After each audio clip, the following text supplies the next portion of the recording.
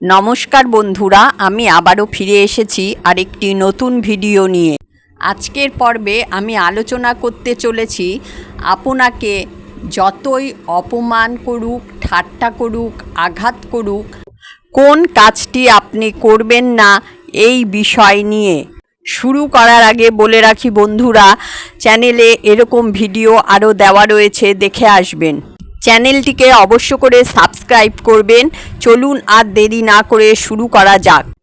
Mother Teresa আমাদের শিখিয়েছিলেন যে কষ্ট, অপমান বা আঘাতের মুখেও আমাদের মানবতার মূল্য ধরে রাখতে হবে। তিনি বলতেন, আপনি যতই অন্ধকারে থাকুন না কেন, আপনার মধ্যে সবসময় আলো জ্বালিয়ে রাখুন। তাহলে আমরা কি করব না? প্রতিশোধ নেব না। কষ্ট পাওয়ার পর প্রথম প্রতিক্রিয়া হতে পারে প্রতিশোধ নেওয়া, কিন্তু মাদার টেরেসা বলতেন, প্রেমই একমাত্র শক্তি যা অন্ধকারকে পরাজিত করতে পারে। অন্যকে আঘাত করব না। আমাদের কষ্ট অন্যকে আঘাত করার কোনো কারণ হতে পারে না। মাদার টেরেসা বলতেন, আপনার প্রতি যে কাজটি করা হয়েছে সেই একই কাজ অন্যের প্রতি করবেন না। ক্ষমা করতে ভুলব না। ক্ষমা করা সহজ নয়, কিন্তু মাদার টেরেসা বলতেন, ক্ষমা করা হৃদয়কে মুক্ত করে। আমাদের কি করা উচিত? প্রেম ছড়াবো।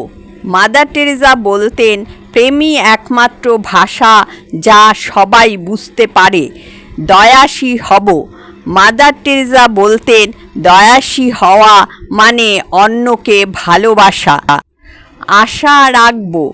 মাদার টেরেসা বলতেন, আশা হলো অন্ধকারের মধ্যে একটি ছোট্ট আলো। মনে রাখবেন, আপনি একা নন।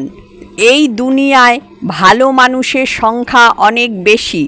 তাদের সাথে যোগাযোগ করুন, তাদের কাছ থেকে শক্তি নিন এবং নিজেকে নতুন করে গড়ে তুলুন। আজকের জন্য এ পর্যন্তই বন্ধুরা, দেখা হচ্ছে পরের ভিডিওতে। চ্যানেলটিকে অবশ্য করে সাবস্ক্রাইব করবেন এবং বাকি ভিডিওগুলো দেখে আসবেন। সকলেই সুস্থ থাকবেন, ভালো থাকবেন। ধন্যবাদ।